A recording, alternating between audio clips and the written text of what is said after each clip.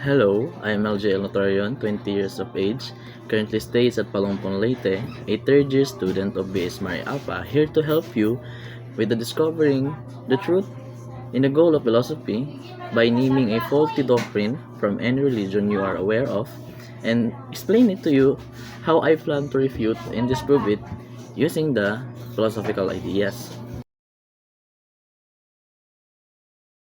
So, today, I invite you to reflect with me with an old age theological concept that has sparked debates and shaped the countless lives of others. It is a doctrine of predestination. According to some interpretation, this doctrine asserts that God has already decided who will be saved or who will be damned. So it is a concept that we have our destiny planned for us, leaving no room for the individual for a choice or a moral agency.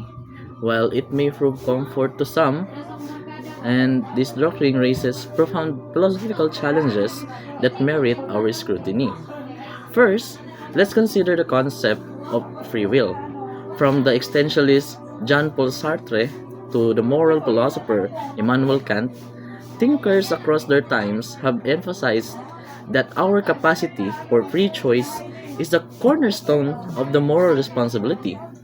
How can we hold someone accountable for their actions if their destiny has been sealed before they were even born?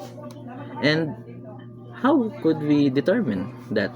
So, as a just system, divine or human, requires the possibility of a genuine choice. Predestination, however, denies us this freedom, reducing humans to a mere puppets in the preordained cosmic script. So, how could we decide?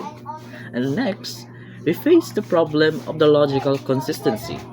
God of many religions or many religious traditions is described as omnibenevolent, loving, and just. Yet, if predestination is true, it implies that God condemns some or others to eternal suffering without giving them the opportunity to choose or have the chance to choose otherwise.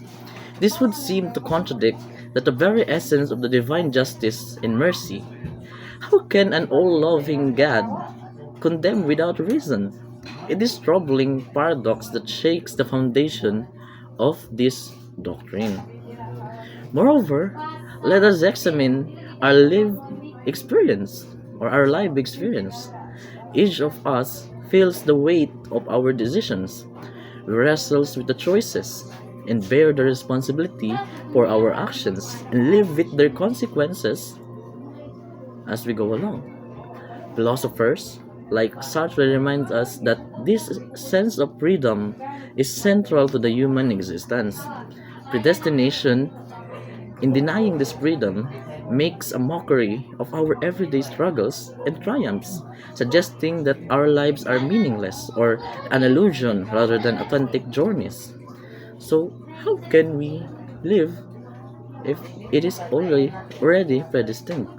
So, finally, the problem of evil casts a dark shadow over predestination. If every act, good or evil, then the God must be ultimate author of both virtue and sins. This challenges the very idea of divine goodness.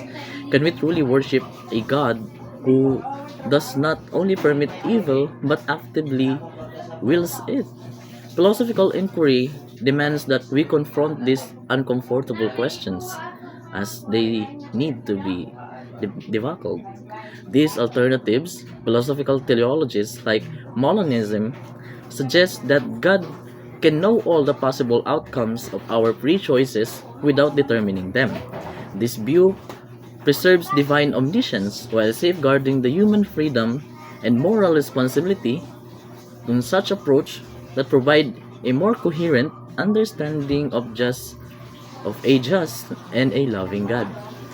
So for for it to or to conclude or in conclusion, the doctrine of predestination, even if it's influential, it falters under the weight of philosophical scrutiny because it denies the human freedom It undermines the divine justice, and it conflicts with our life experience as seekers of truth.